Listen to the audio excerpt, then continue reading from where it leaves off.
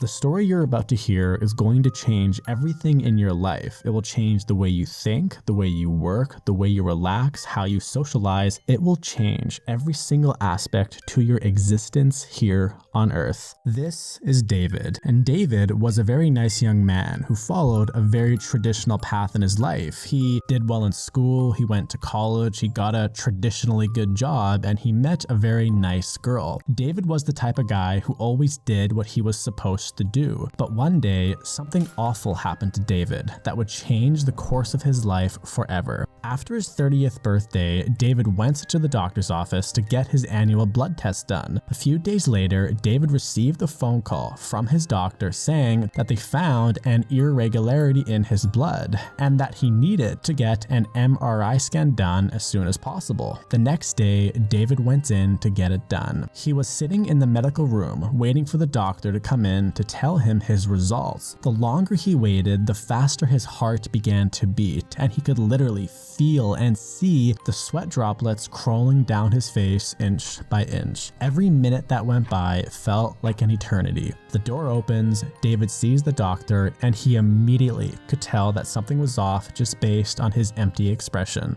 "Hello, David," the doctor said.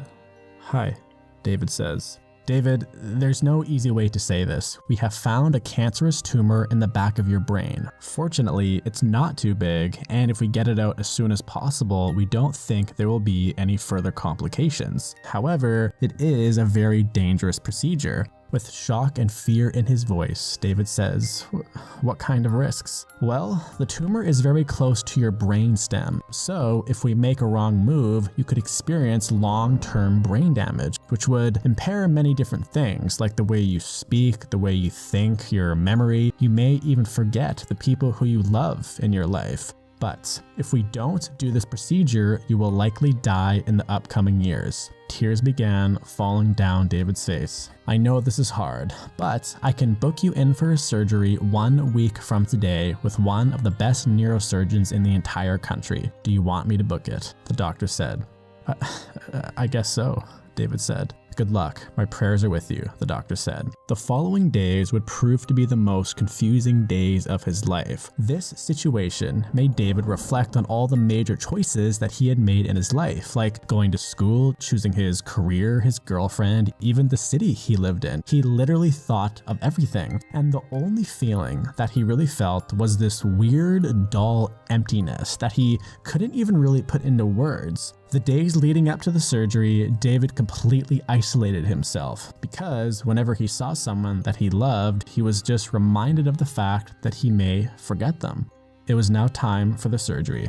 David laid there on the white medical bed in the operating room waiting to be put to sleep. The idea that these doctors were going to cut his head open and then go into his brain with their little tools to remove a lump of tissue that was slowly killing him was both unbelievable and terrifying to him. The doctor came in, looked right into David's eyes and said, "It's time. When I put this mask on your face, it will release a gas that will put you to sleep. Start counting backwards from 10, starting now. 10, 9, 8, 7. David had fallen asleep for potentially the last time in his life. While David was asleep, he began to dream. Random memories came fluttering back to him, some good, some bad, but even in his dreams, that confused, empty feeling still haunted him. Within his dream state, David suddenly found himself appear in a totally black room with just him and a mirror. He walked over to the mirror and he began to stare at himself.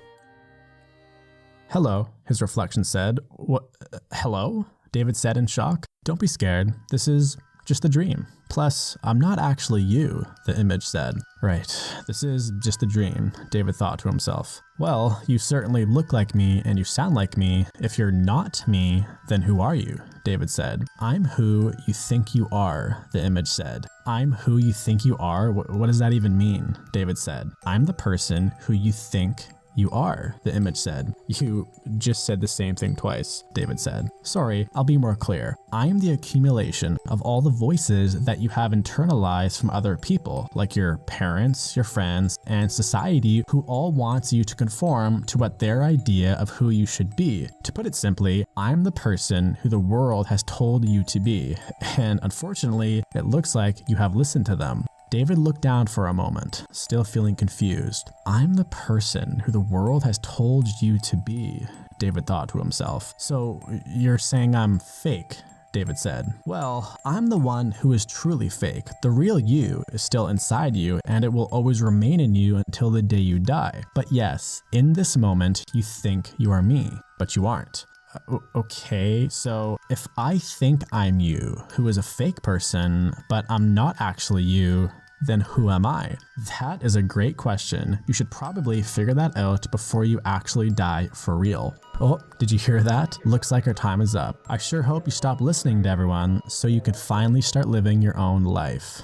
David wakes up. The surgery was a success. He is now physically healthy. When David got home from the hospital, he just sat in his room trying to absorb everything that had just happened. He was confused, happy, angry, all mixed into an emotional cocktail. As he was feeling all of this, he once again saw his reflection in the mirror in his room. He began to stare at himself very intensely, just like he had in his dream. But this time, nobody spoke to him. Then suddenly, David began to feel very, very emotional. But this time, it wasn't that empty or confused feeling that he had experienced before the surgery, but rather, it was this powerful feeling of loss and sadness because, for the first time in his entire life, he realized that he had no idea who he really was or what he wanted out of his life. He felt like a lost human being. And this is how most people live their whole lives. They pick a career that they don't really like. They choose a partner that their friends or their family will tell them is a good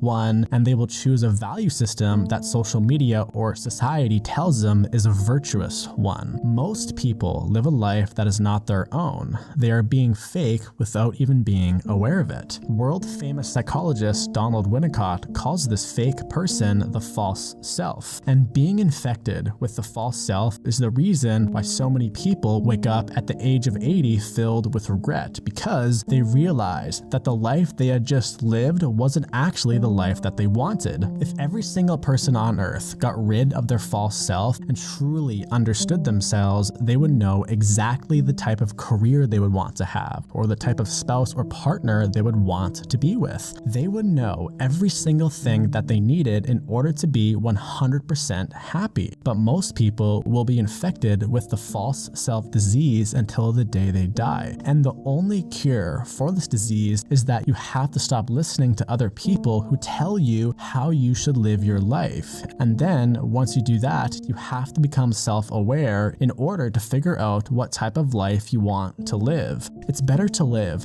half a lifetime being the person who you truly are than to live 100 lifetimes pretending to be someone who you aren't. If you want to get some motivation to learn who you truly are, then click the screen now and watch my motivational story. I promise that you'll love it. Thanks for watching, and I'll see you soon.